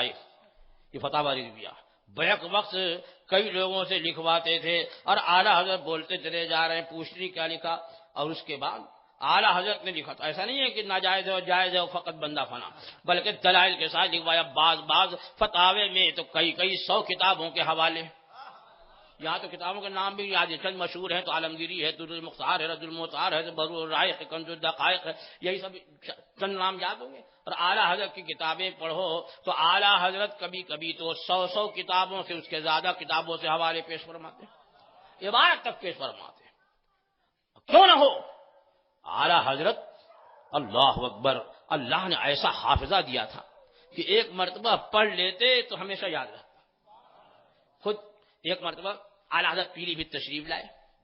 پیلی بھیت جب تشریف لائے تو ایک صاحب کو آئے مہمان تھے، محدث سے سورتی علیہ رحمہ جو پیلی بھیت میں ذکر میں نے تذکرہ کیا، ان کے گھر تشریف لائے اعلیٰ حضرت. تو ان کے وہاں جو کتب خانہ تھا، لائبریری، وہاں پر ایک کتاب تھی فتاوی حامدیہ کی شرح. تو اعلیٰ حضرت کے زمانے میں ابھی اس زمانے تک اعلیٰ حضرت کے کتب خانے میں وہ کتاب نہیں آئی تھی، العقود الدریہ فی الفتاوی الحامدیہ. کتاب جو ہے وہ ضخیم تھی عربی میں. اعلیٰ حضرت نے دیکھا تو کہا میں مطالعہ کر لوں. کہا ٹھیک ہے، لیکن کہا کہ حضرت، انہوں نے عرض کہا میں لے جاؤں. کہا لے جائیں حضرت، لیکن میرے کتب خانے میں یہی چند کتابیں ہیں، جب مطالعہ فرما لیں تو واپس کر دیجیے گا، بھیج دیجیے. اعلیٰ کہا ٹھیک ہے. اعلیٰ حضرت دوسرے دن جانے والے سے کسی وجہ سے پیلی بھیت ٹھہر گئے اور تیسرے دن چلے. جب چلے تو آپ نے اپنے خادم سے کہا کہ لے جاؤ محدث صاحب کو کتاب دے آؤ. سبحان اللہ. اب وہ کتاب لے کے آیا تو مفتی صاحب گھبرا گئے. انہوں نے یہ سمجھا کہ شاید میں نے وہ کہا تھا کہ حضور جب پڑھ لیں مطالعہ کر لیں تو واپس کر دیجیے گا, شاید اعلی حضرت کو نازیبا گزرا. فوراً آئے کتاب لے کر, حضرت یہ آپ نے کتاب واپس کر دی, میں نے وہ جملہ کر دیا تھا 12/11 گزرا. اعلی حضرت یہ ایسی بات نہیں ہے, اگر کل میں جاتا تو کتاب لے گیا ہوتا, لیکن ایک دن رکنا پڑا تو میں نے رات میں پوری کتاب کا مطالعہ کر لیا, سبحان اللہ. پوری کتاب پڑھ لی. تو کہا اچھا اس کا ایک مرتبہ پڑھنا کافی ہوگا, یہ کتاب ایک مرتبہ پڑھ لینا کافی ہوگا. تو اعلی حضرت نے فرمایا الحمدللہ, چند سال تک تو جہاں سے چاہوں گا عبارت نقل کروا دوں گا, اب مضمون تو عمر بھر باقی رہے گا. سبحان اللہ. یہ شان ہے, اسی لیے اعلی حضرت کہا جاتا ہے. ہاں ویسے ہی نہیں کہ جس نے چاہا جس کو چاہا اعلی حضرت بنا لیا. اعلی حضرت میرے اعلی حضرت کا علم ہو گیا ہے, اور کسی کو اعلی حضرت کہو گے جب تک کہ کچھ لگاؤ گے نہیں ذہن آنے والا. تبادر ذہنی صرف اعلی حضرت بول کے دیکھے کوئی نہیں بولتے بھی اعلی حضرت فلاں اعلی کیوں لگاتے ہو بھائی. ہم صرف کہتے اعلی حضرت نے فرمایا, بتاؤ آپ کے ذہن میں آیا, کون آیا؟ وہی بریلی کا اعلی حضرت. اور کوئی آیا؟ صرف اعلی حضرت بولو گے. اسی لیے تو محدث اعظم ہند نے جو وہ مضمون لکھا ہے, خطبہ صدارت لکھا ہے, اس کے شروع ہی میں ہے اعلی حضرت علی الاطلاق. یہ جملہ ہے, کیا کہا؟ اعلی حضرت علی الاطلاق, یعنی مطلقاً بغیر قید و بند کے اعلی حضرت بولو گے تو نہ حیدرآباد ذہن پہنچے گا, نہ یو پی کے کسی شہر میں پہنچے گا. اگر ذہن پہنچے گا تو بریلی شریف کے اعلی حضرت کو پہنچے گا. اللہ اکبر. یا رسول اللہ زندہ باد. اللہ اکبر. اعلی حضرت کی ذہانت کی بات کرتے ہو, ارے اعلی حضرت تو بچپن سے ذہین ہے, بچپن سے. اعلی حضرت بچپن سے عالم یہ کہ بسم اللہ کرائی جا رہی ہے حضرت کو. بھائی پہلے یہ تھا, اب تو دنیا بھر کا ٹٹما ہو گیا ہے, تو یہ نرسری ہے, تو یہ کے جی ہے, تو یہ اے جی ہے, فلاں ہے ڈھکا ہے. وہ 2 سال 2.5 سال 3 سال میں بچے کو جو ہے وہ اسکول میں داخل کر دے. پہلے جب بچہ 4 سال 4 مہینے کا ہو جاتا تو اس کو بسم اللہ کرائی جاتی تھی. اب بسم اللہ کرائی جاتی ہے, اور اس کے لیے کسی بزرگ کو بلایا جاتا, تقریب ہوتی تھی, بسم اللہ خانی کی رسم, ایک جشن جیسا ماحول ہوتا تھا. خود ہم لوگ کے لیے ہوا تو اس وقت کوئی آتا اور پڑھاتا تھا. اعلی حضرت کی بھی رسم بسم اللہ خانی ادا کی گئی. اعلی حضرت کے والد گرامی, اعلی حضرت کے دادا زبردست عالم و بزرگ ولی کامل حضرت علامہ کاظم علی خان, وہ بھی موجود ہیں. استاد بلائے گئے تھے, اب انہوں نے پڑھانا شروع کیا. الف با تا سا جیم ہا پڑھتے جا رہے. اعلی حضرت پڑھتے جا رہے. جب کہا لام الف, رک گئے, کہا پڑھو بیٹا. اچھا اب یہ بتائیے کہ اگر یہ واقعہ آپ نے نہیں سنا ہوگا تو کبھی آپ کے ذہن میں بات نہیں آئی ہوگی کہ لام الف جو ہے وہ ایک حرف ہے کہ 2 حرف ہے. اس لیے کہ سب پڑھنے والے تو الف سے یہاں تک پڑھتے ہیں, تو لام الف کو سمجھتے ایک ہی حرف ہوگا کوئی, جیسے پڑھتے ہیں سین شین صاد ضاد طا ظا عین, ویسے وہ لام الف بھی پڑھ جاتے ہیں. اعلیٰ حضرت کا واقعہ سننے کے بعد بات ذہن میں آتی کہ اعلیٰ حضرت نے ابھی پہلی مرتبہ انہیں پڑھایا جا رہا ہے, جیسے یہاں پہنچے استاد نے کہا لام الف, رک گئے. کہا پڑھو بیٹا. کہا یہ تو پڑھ لیا ہے میں نے, یہ دونوں پڑھ لیا, الف بھی پڑھ لیا لام بھی پڑھ لیا, پھر کیوں پڑھوں؟ تو کہا بیٹا وہ جو پڑھا تھا وہ مفرد تھا, یہ مرکب ہے. تو کہا ان مفردات میں مرکب کی کیا ضرورت ہے؟ کیا اللہ 4 سال کا بچہ یہاں تو نہ مرکب سمجھے نہ مفرد سمجھے کوئی ہے. اعدادیہ کا طالب علم نہیں سمجھتا ہے, وہ تو 4 سال کی بات تو بہت بڑی ہے. کیا کہا بیٹا وہ جو الف پڑھا تھا شروع میں, وہ الف نہیں, وہ حمزہ ہے. وہ الف نہیں حمزہ, اس لیے کہ حمزے پہ حرکت آتی ہے. الف ساکن ہوتا ہے ہمیشہ, اور ساکن سے شروع نہیں کر سکتے. ابتدا بسکون ساکن سے محال ہے. کیا مطلب؟ یعنی جو ساکن الف ہمیشہ ساکن, نہ الف پر زبر آئے نہ زیر آئے نہ پیش آئے, الف پہ کچھ نہیں آئے گا. وہ جو آپ بولتے ہو الف زبر, ابھی بولو گا یہ کیا بول رہے تھے الف زبر عام, الف در ای, الف پیش او, میں نے خود پڑھا ہے. تو وہ الف بولتے ہیں لیکن وہ حقیقت میں حمزہ ہے, شکل الف کی سمجھانے کے لیے وہ حمزہ ہے حقیقت میں. تو اب جو آپ پڑھتے ہو وہ حمزہ ہے, اور اعلیٰ حضرت نے جب اسی وقت کہہ دیا کہ پہلے ہی پڑھ لیا, کا وہ جو پہلا پڑھا تھا وہ الف نہیں تھا, وہ حمزہ تھا, اب یہ الف ہے. اس لیے کہ الف کے لیے ضروری ہے کہ اس سے پہلے کوئی حرف لایا جائے، بغیر اس کے الف پڑھا ہی نہیں جا سکتا۔ الف تنہا نہیں پڑھا جائے گا جب تک کہ کوئی حرف نہ لایا جائے، اس سے پہلے حرف، اس لیے کہ الف ساکن ہے تو آپ کو پڑھنا پڑے گا۔ سین الف زبر سا، جیم الف زبر جا، ہا الف زبر ہا، یہ پڑھیں گے۔ صرف الف پڑھ کے بتائے کوئی تو صرف الف نہیں پڑھا جا سکتا، اس لیے یہ لام الف یہ لایا گیا کہ پڑھا جائے گا لام الف کے ساتھ، یعنی لام اور الف اسی طرح کوئی بھی حرف لاؤ تو یہ الف پڑھا جائے گا۔ تو اب اتنی بات تو آپ حضرات میں سے بہتوں نہیں سمجھو ہوگی اور بولیں گے کل اپنے امام صاحب سے، امام صاحب وہ رات سے کیا بول رہے تھے، سب باؤنسر ہو گیا، پھر سے سمجھاؤ۔ تو لام الف، تو اب جب یہ سمجھایا کہ وہ الف نہیں تھا، وہ حمزہ تھا، اب یہ الف ہے، اس لیے کہ الف ساکن ہوتا ہے، اس سے پہلے کسی حرف کو لائیں گے تبھی وہ الف پڑھا جائے گا۔ تو اعلیٰ حضرت نے دوسرا اعتراض کر دیا کہ اگر کسی حرف کو لانا ضروری ہے تو اتنے بعد میں کیوں لایا گیا؟ شروع ہی میں کسی بھی حرف کو لاتے، جیم الف، سین الف، شین الف، صاد الف، کہیں بھی ہو جاتا، لام الف کی کیا ضرورت؟ اللہ اکبر، دادا نے سینے سے لگا لیا، ہاں میرا بیٹا کچھ بننے والا۔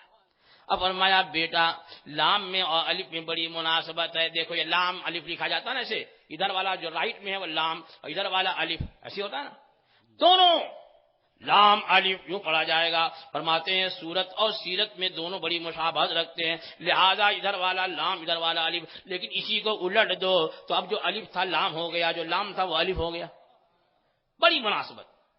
اور سیرت میں بھی مشابہت، لیکن اس کو نہیں ابھی بتاؤں گا، اپنے ائمہ سے پوچھ لیجیے گا، اس لیے کہ وہ بات ذرا ڈیفیکلٹ ہے، نہیں سمجھ میں آئے گی تو آپ لوگ کہیں گے کیسی تقریر کے لیے بلایا تھا کہ وہ بات کرے اور سمجھ میں نہیں آئے۔ بہرحال اعلیٰ حضرت کی ذہانت سمجھ میں آئی، جب 4 سال 4 مہینے کے بچپن میں یہ عالم ہے تو جوانی اور بڑھاپے کا کیا عالم ہوگا؟ سبحان اللہ۔ اور ایک بات اور صاف کر دوں میں ذمہ داری کے ساتھ، آج کل ایک بات بہت پھیلائی جا رہی ہے، کیا پھیلائی جاتی ہے کہ اعلیٰ حضرت اور اشرف علی تھانوی دونوں دارالعلوم دیوبند میں پڑھتے تھے، معاذ اللہ، اور ایک ہی استاد سے پڑھتے تھے، ان دونوں کا استاد جو ہے وہ اعلیٰ حضرت کو کم مانتا تھا، اشرف علی کو زیادہ مانتا تھا، اس لیے اعلیٰ حضرت غصے میں آ گئے، چڑ گئے اور کفر کا فتویٰ دیا۔ بچکانا بات، ارے اپنے مولوی کی تعریف کرنی کچھ اور بات کہی ہوتی، اعلیٰ حضرت کے حوالے تعریف کر رہا ہے۔ اب میں پوری ذمہ داری سے بولتا ہوں کہ اعلیٰ حضرت دارالعلوم دیوبند تو کیا کبھی دیوبند بھی نہیں گئے، بے شک اعلیٰ حضرت کسی دارالعلوم میں پڑھنے کے لیے نہیں گئے، اعلیٰ حضرت نے جو کچھ پڑھا ہے اپنے گھر کی چار دیواری کے اندر رہ کر پڑھا ہے، سبحان اللہ۔ ہاں گھر میں پڑھا ہے۔ ابتدائی کتابیں مولانا مرزا عبد القادر بیگ سے پڑھی اور اس کے بعد پھر اپنے والد گرامی خاتم الاکابر حضرت علامہ مفتی نقی علی خان علیہ رحمۃ اللہ رضوان سے متوسطات اور منتہی ساری کتابیں پڑھی، ہاں گھر کے چار دیواری میں پڑھی۔ کچھ اسباق شرح چغمینی وغیرہ کے غالباً حضرت سیدنا شیخ المشائخ سیدنا ابو الحسین نوری میاں رحمۃ اللہ رضوان سے حاصل کیے کچھ اسباق، ورنہ ساری کتابیں اپنے والد گھر میں پڑھی ہیں، کہتے دارالعلوم دیوبند پڑھتے تھے۔ اور پھر جا غور کرو، اعلیٰ حضرت کی ولادت ہوئی 1272 ہجری میں، عبداللہ غور کرو تاریخی بات، 1272 ہجری میں، اور اعلیٰ حضرت ابھی 14 سال کے پورے نہیں ہوئے تھے، 14 سال میں 2 مہینہ ابھی باقی تھا کہ اعلیٰ حضرت سارے علوم سے فارغ ہو گئے، سبحان اللہ، سارے علوم سے فارغ ہو گئے اعلیٰ حضرت۔ تو اب دیکھیے 14 سال کی عمر، اعلیٰ حضرت 1272 پیدا ہوئے تو 14 سال کی عمر کب ہوگی؟ 1286، اور اشرف علی تھانوی جو ہے اس کی ولادت ہے 1280 ہجری، 1280 ہجری۔ تو اعلیٰ حضرت کی جب فراغت ہو رہی ہے اس وقت وہ کتنے سال کا ہوا؟ 6 سال کا۔ اور خود اشرف السوانے میں واقعہ ذکر ہے کہ میں اور میرے بھائی جو ہے وہ شرارت کرتے تھے، گھر کے مڈیر پر چڑھ جاتے اور کوئی گزرتا تو وہیں سے پمپنگ کرتے، پیشاب کرتے تھے، وہیں سے لوگوں پر جو ہے پیشاب کرتے تھے۔ یہ خود لکھا، پتہ نہیں کون سا کمال تھا اس میں، کیا ڈالا یہ ہے، ہاں خدا جب دین لیتا عقل بھی چھین لیتا ہے، ہاں وہیں سے پمپنگ کرتے۔ اب بتاؤ کہ 6 سال یا 5 سال کی عمر میں وہ تو لوگوں کو پمپنگ کر کے ناپاک کرے، اور اعلیٰ حضرت فتویٰ لکھ کر لوگوں کی تطہیر فرما رہے ہیں۔ نعرہ تکبیر، نعرہ رسالت، مسلک اعلیٰ حضرت۔ اس لیے کہ 1286 ہجری میں اعلی حضرت فارغ ہوئے، اور فارغ ہونے جس روز فارغ ہوئے اسی روز آپ کے والد گرامی، جن کا بڑا مشہور دارالافتاء تھا، بریلی شریف کا مفتی تھے، استفتاء آتے تھے، تو اسی روز ایک استفتاء دیا، ایک سوال دیا کہ لکھ کے لاؤ۔ اصل میں کیا ہے، طریقہ یہی ہے کہ جب کتابیں پڑھ لیتے ہیں تو اس کے بعد کسی ماہر مفتی کی نگرانی میں رہ کر کے فتویٰ نویسی کی مشق کرائی جاتی ہے۔ ہم لوگ بھی خود، میں نے حضرت شارح بخاری علامہ مفتی شیخ الحق قبلہ کی نگرانی میں، محدث کبیر حضرت علامہ جاول مصطفیٰ صاحب کی نگرانی میں باقاعدہ بیٹھ کر کے جو ہے مشق کی، تو مشق کرائی جاتی ہے۔ تو اس زمانے میں بھی یہی دستور تھا، تو آپ کے والد کو دیا ہوگا کہ لکھ کے لا جو کیا لکھتا، کیا خرابی، کیا غلطی، پھر تنبیہ کی جائے گی، اصلاح کی جائے گی، ضرورت ہوگی تو کچھ اور بتایا جائے گا، یہ منشا ہوگا۔ اعلیٰ حضرت فاضل بریلوی قدس سرہ العزیز کو دیا سوال، اور بڑا ڈیفیکلٹ سوال۔ اچھے عالم نے اگر یہ واقعہ نہ سنا ہوگا تو کچھ دیر تک تو وہ ادھر ادھر کرتے رہیں گے، پھر کتابیں دیکھیں گے ملے نہ ملے۔ سوال یہ تھا کہ اگر کسی عورت کا دودھ کسی بچے کی ناک سے پیٹ میں چلا جائے تو دودھ کا رشتہ ثابت ہوگا کہ نہیں؟ کیا آپ لوگ جانتے ہیں نا کہ دودھ کا رشتہ ہوتا ہے، اگر کوئی عورت 2.5 سال کی عمر کے اندر کسی بچے کو دودھ پلا دے تو وہ بچہ اس کا دودھ کا بیٹا ہو جاتا ہے، رضائی بیٹا ہو جاتا ہے، اور وہ عورت اس کی رضائی ماں ہو جاتی ہے، اس عورت کا شوہر اس کا رضائی باپ ہو جاتا ہے، اس عورت کی اولاد جو ہے اس بچے کی رضائی بہن بھائی ہو جاتے ہیں۔ بے شک، یہ تو قرآن سے ثابت ہے۔ تو لیکن یہ پینے کی بات ہے، رضا دودھ پینا، لیکن یہاں سوال یہ ہوا کہ ناک سے بہت سی چیز ناک چلی جاتی ہے، اب دودھ پی رہا ہو یا نہیں پیا ہو، کسی وجہ سے ناک سے چلا گیا، سوال پیدا ہوا، تو اعلیٰ حضرت کو دیا لکھ کر کے لا پہلا سوال، اور اعلیٰ حضرت فاضل بریلوی قدس سرہ العزیز لے گئے، اور کچھ دیر کے بعد حاضر ہوئے اور والد گرامی کو جواب پیش کر دیا۔ سبحان اور اللہ، جب والد گرامی نے آپ کا جواب دیکھا دلائل کے ساتھ تو اٹھ کر کے سینے سے لگایا، پیشانی چومی، اور اسی روز گدی ان کے حوالے کر دی۔ سبحان اللہ، بے شک، آج سے مسند افتاء پہ احمد رضا بیٹھے گا، ان کے نام کی مہر بنوائی اور دے دی، اور دارالفتاء حوالے کر دیا۔ سبحان اللہ، 14 سال میں ابھی 2 مہینہ باقی ہے، تو یہ عالم ہے۔ سبحان اللہ، اس روز سے جو فتویٰ لکھنا شروع کیا اعلیٰ حضرت نے، تو زندگی کے آخری ایام تک فتویٰ لکھتے رہے۔ ہاں، یہ شان تھی اعلیٰ حضرت کی۔ ارے سارے فتاوے جمع نہیں ہو سکے، سارے فتاوے جمع ہو جاتے تو میں کہتا ہوں کہ 12 جلدیں یوں ہی نہیں ہوتی، نہ جانے کتنی جلدیں ہو گئی ہوتی۔ ہاں، ہمارے بزرگ کہتے سارے بہت سی کتابیں ہیں اعلیٰ حضرت فاضل بریلوی کی تصنیف کردہ جو ہیں وہ ضائع ہو گئی، نمک کھا گئے، ایسے سرمایہ نہیں تھے کہ شائع ہوتی، چھپائی جاتی، طباعت ہوتی، کتابت ہوتی۔ تو اعلیٰ حضرت نے لکھا، یہ کیا ہے؟ تائید غیب، وَأَيَّدَهُم بِرُوحٍ مِّنْهُ، اللہ ان کی تائید فرماتا ہے۔ تو دیکھو ایمان بھی ایسا کامل اور تائید غیبی بھی ایسی شاندار، اعلیٰ حضرت کی قدم قدم پہ تائید ہو رہی ہے، بچپن میں تائید، جوانی میں تائید، بڑھاپے میں تائید۔ اعلیٰ حضرت فتویٰ لکھ رہے ہیں، اعلیٰ حضرت جو لکھ دیا کوئی اس پہ انگلی نہیں رکھ سکتا، جو لکھا حوالے سے لکھا، اور ایسا لکھا، ایسا حوالہ، کبھی کبھی تو ایسا لگتا ہے کہ ساری کتابوں اور سارے حوالے اعلیٰ حضرت کی بارگاہ میں جو ہیں وہ کھڑے، حضور ہم کو بھی لے لیجیے، ہم کو بھی لے لیجیے، ہمیں بھی لکھ دیجیے۔ یہ عالم تھا۔ آپ اٹھا کر دیکھو نا فتاوی رضویہ، دور کی بات نہیں، اٹھا کر دیکھو فتاوی رضویہ اور اعلیٰ حضرت کے دوسرے رسائل، تو اعلیٰ حضرت سے جب کوئی سوال، ہر طرح کے سوالات ہوتے، اس لیے کہ اسلام پر ہر طرف سے الغار ہو رہی تھی۔ انگریزوں نے دونوں طرح کے فتنے پیدا کیے تھے، اندرونی الغار اور بیرونی الغار، دونوں طرح کے فتنے، اور اعلیٰ حضرت فاضل بریلوی قدس سرہ العزیز نے ہر علم سے آپ نے فتوے کی خدمت کی ہے۔ اعلیٰ حضرت کو جو بتایا 55 علوم کے ماہر تو یوں ہی نہیں ہے، کتابوں سے ظاہر ہے، علم کی خدمت کی ہے، علم دین کی، ان علوم کے ذریعے جو دنیاوی علوم تھے مدرسے میں نہیں پڑھائے جاتے تھے، اعلیٰ حضرت کتابوں میں وہ علم بھی آپ کو ملیں گے۔ بس وقت زیادہ ہو گیا، ایک حوالہ پیش کرتا ہوں، فتاوی رضویہ کے پہلی جلد سے ایک حوالہ کہ اعلیٰ حضرت کا علم کیسا مستحضر تھا اور دوسرے علوم پہ کیسی اعلیٰ حضرت کو دسترس تھی۔ دیکھو اعلیٰ حضرت سوال ہوا کہ حوض جو دردہ ہوتا ہے، 10 ہاتھ لمبا 10 ہاتھ چوڑا، ایک تو یہ بھی سوال ہے کہ ہاتھ سے کیا مراد ہے، بھائی کہتے ہیں 10 ہاتھ لمبا 10 ہاتھ چوڑا ہو اگر حوض تو اب اس میں ہاتھ ڈالو تو مستعمل نہ ہوگا، نجاست پڑ جائے تو پانی ناپاک نہیں ہوگا، اس لیے کہ درجہ ہے جب تک کہ نجاست کی بو یا اس کا رنگ یا اس کا مزہ غالب نہ آئے پانی پر، اس وقت تک درجہ کا پانی ناپاک نہ ہوگا۔ تو سوال ہوا حضرت یہ ہاتھ کیا ہے؟ ظاہر بات ہے کہ ہاتھ کسی کا لمبا کسی کا چھوٹا، تو ہاتھ سے کیا مراد؟ 10 ہاتھ لمبا 10 ہاتھ چوڑا۔ تو اعلی حضرت نے تحقیق فرمائی کہ یہ ہاتھ جو ہوتا ہے ایک ہاتھ یعنی ذراع شرعی، اور ذراع شرعی جو ہے وہ 24 انگل کا ہوتا ہے، کتنا؟ 24 انگل کا، اور 24 انگل جو ہے وہ 18 انچ ہے، کتنا؟ 18 انچ یعنی 1.5 فٹ۔ لہذا اگر فٹ کے ذریعے حوض کی پیمائش کرنی ہو تو اس کی سطح جو ہے وہ 225 اسکوائر فٹ ہوگی۔ سبحان اللہ۔ تو سوال یہ ہوا کہ حوض چوکور ہے تو سمجھ میں آتا ہے 10 ہاتھ لمبا 10 ہاتھ چوڑا، لیکن اگر حوض گول ہے کنویں کی طرح، کنواں جانتے کنواں باوڑی، اگر گول ہے تو گولائی کیسے 10 ہاتھ لمبا 10 ہاتھ چوڑا؟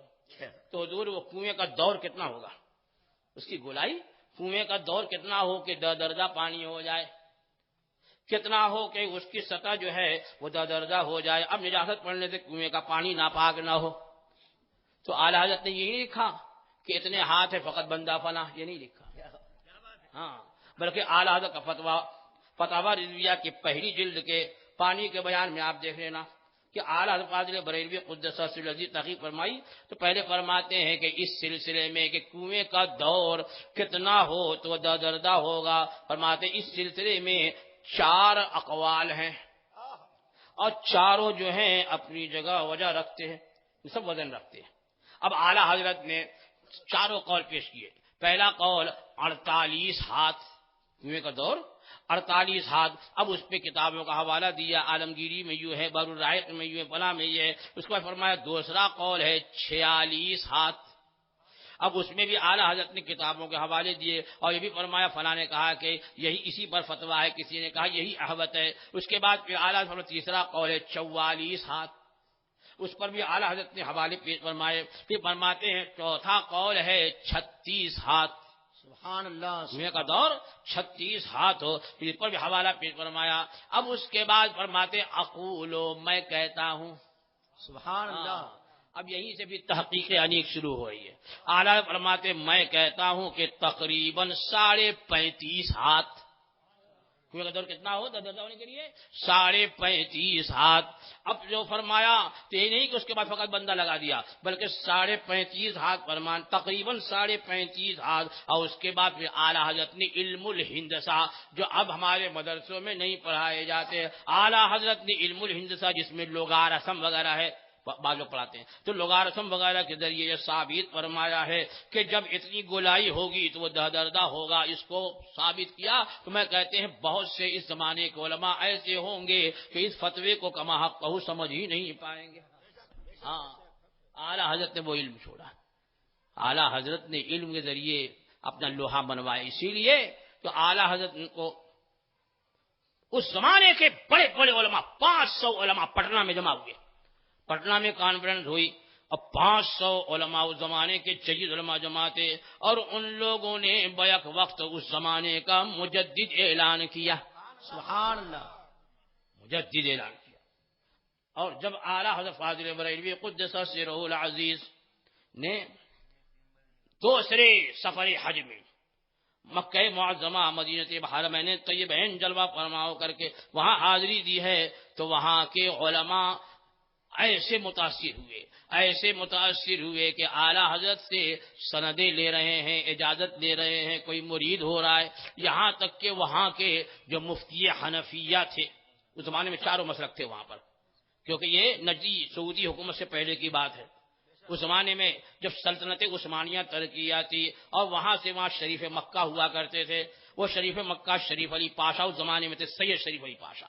تو اعلیٰ حضرت فاضل بریلوی قدس سرہ العزیز سے وہاں کے مفتی حنفیہ حضرت شیخ صالح کمال علی رحمہ جو بڑے علماء میں تھے، انہوں نے اعلیٰ حضرت کی بارگاہ میں ایک استفتاء پیش کیا، اعلیٰ حضرت سے گفتگو متاثر ہو کر کے کہ شیخ کمال نے استفتاء دیا ہے، یہ ہمارے شریف مکہ نے، ہمارے سیدنا نے، یہ سیدنا کہتے تھے، انہوں نے یہ استفتاء دیا ہے اور 1 ہی 2 دن میں اس کو پیش کرنا ہے، آپ جلدی لکھیے، لیکن حوالے کے ساتھ مدلل اور اتفاق سے اعلیٰ حضرت کو بخار آ گیا۔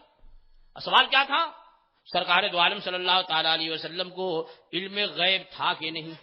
علم غیب کا سوال، اعلیٰ حضرت کا پسندیدہ موضوع، سرکار کی بات آ گئی۔ اعلیٰ حضرت نے کہا ٹھیک ہے لکھ دیں گے۔ بخار کے عالم میں اعلیٰ حضرت نے صرف 8 گھنٹے میں ایک مکمل عربی میں مکمل کتاب الدولۃ المکیہ بالمادۃ الغیبیہ تحریر فرما دی۔ سبحان اللہ۔ اور ایسی تحریر فرمائی کہ جب دوسرے دن حضرت شیخ صالح کمال علیہ رحمہ شریف مکہ کے دربار میں بیٹھے، دربار بھرا ہوا تھا، اور شریف مکہ نے کہا پڑھیے، اور انہوں نے پڑھنا شروع کیا، اور جیسے جیسے اعلیٰ حضرت کے وہ دلائل سنتا جا تھا کہ یہ قرآن میں یہ ہے، اس سے علم غیب ثابت، حدیث میں یہ، اس سے علم غیب ثابت، تو وہ اپنے سانوں پہ ہاتھ مارتے اور کہتے تھے کہ اللہ یوتی حبیبہ وہؤلاء الخبثاء یمنعون۔ اللہ تو اپنے حبیب کو عطا فرماتا ہے، اور یہ خبیث جو ہے وہ رد کرتے، منع کرتے۔ ہاں تو وہ کتاب تحریر فرمائی، اور وہ کتاب اتنی مقبول، اس زمانے میں نہ زیروکس تھا، نہ یہ انتظام تھا طباعت کا، تو دور دور سے جو علماء آئے تھے، یمن سے، عراق سے، شام سے، کتاب کی شہرت سنی تو وہ کتاب لے کر کے انہوں نے نسخے نقل کیے، اس کے عربی میں کتاب تھی، اس کو نقل کیا، اعلیٰ حضرت سے اجازت لی اور اپنے اپنے وطن لے گئے۔ سبحان اللہ۔ آج جو کتاب میں الدولۃ المکیہ بالمادۃ الغیبیہ، کہنے کو تو بہت کچھ ہے، لیکن مجھے چونکہ ناگپور پہنچ کر کے رات ہی میں ایک جگہ کے نکلنا ہے، اس لیے میں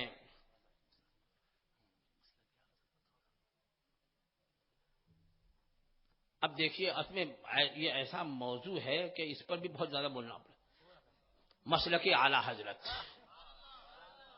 بھئی یہ بعض لوگوں کو بہت زیادہ اس سے چیڑے کہتے ہیں یہ 5واں مسلک کہاں سے، کہتے ہیں 5واں مسلک کہاں سے آ گیا۔ سب سے پہلی بات تو یہ کہ ان سے پوچھو کہ مسلک سے مراد کیا آیا۔ وہ 4 مذاہب حقہ، مذہب حنفی، مذہب مالکی، مذہب شافعی، مذہب حنبلی، یہ چاروں حق ہیں، اور یہ چاروں وہ حق ایسے حق مذہب ہیں کہ جو ان چاروں میں سے کسی ایک کو نہ مانے گا وہ ضال اور مضل گمراہ گر ہے۔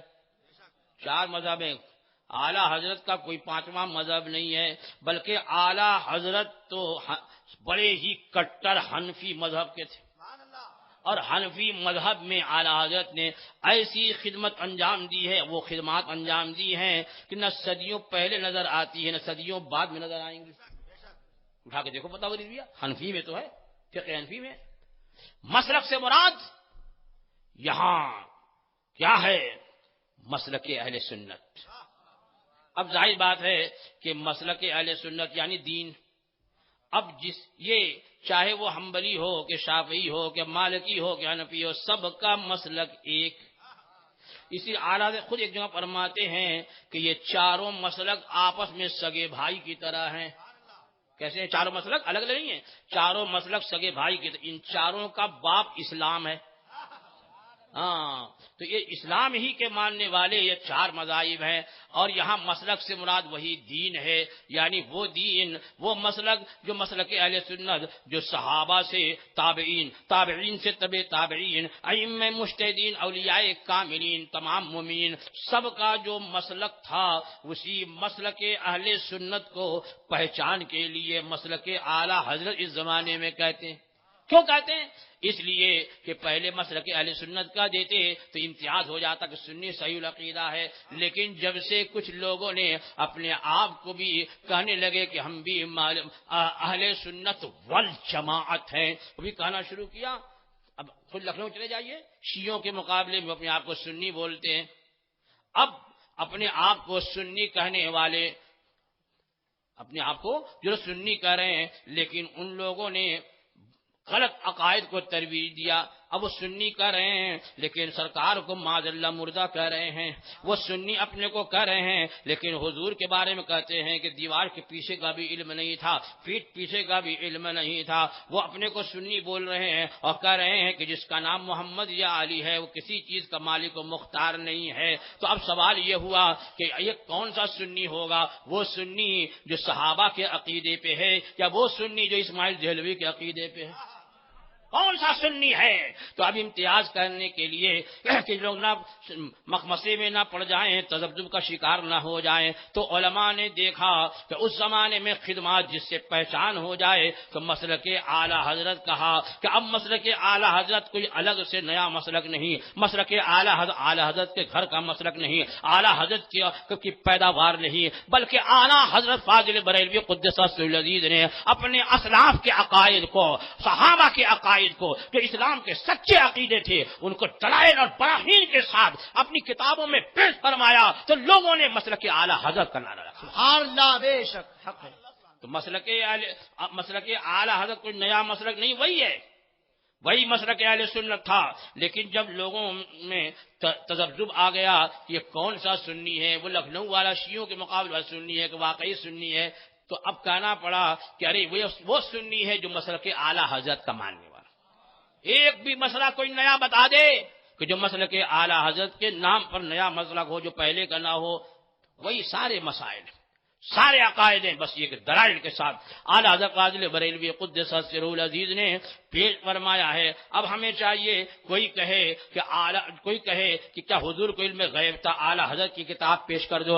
اگر کوئی کہے کہ کیا سرکار کو علم غیب تھا تو آپ فوراً اعلی حضرت کی کتاب پیش کر دو۔ اگر کوئی کہے کہ کیا سرکار کو اختیار تھا تو اعلی حضرت کے علم والولا پیش کر دو۔ لوگ سوال کرتے جائیں اور اعلی حضرت کا فتویٰ پیش کرتے جاؤ، جواب بنتا چلا جائے گا۔ لہذا اب لوگوں میں عقیدہ راسخ کرنے کے لیے کہ کون سا سنی ہے، یہ پہچان کے لیے، اس علامت کے لیے کوئی نیا مسلک اعلی حضرت کا نہیں ہے، وہی مسلک ہے جو اسلاف کا تھا، وہی مسلک ہے جو غریب نواز کا تھا، وہی مسلک ہے جو غوث پاک کا تھا، وہی مسلک ہے جو صحابہ کا تھا، وہی مسلک ہے جو سارے ائمہ کرام کا تھا۔ اسی مسلک کو اعلی حضرت نے مدلل انداز میں وہی مسلک اعلی حضرت۔ بے شک حق ہے، سبحان اللہ۔ اب بقیہ انشاءاللہ پھر کبھی زندگی رہی، ملاقات ہوئی، یہ پہلا میرا موقع تھا، پہلی مرتبہ حاضری ہوئی، اور مجھے بہت جلدی جانے دیجیے، اگر آگے پروگرام ہو تو آگے لوگ پروگرام چلائیں گے اور میں رخصت ہو جاؤں گا۔ وآخر دعوانا الحمدللہ رب العالمین۔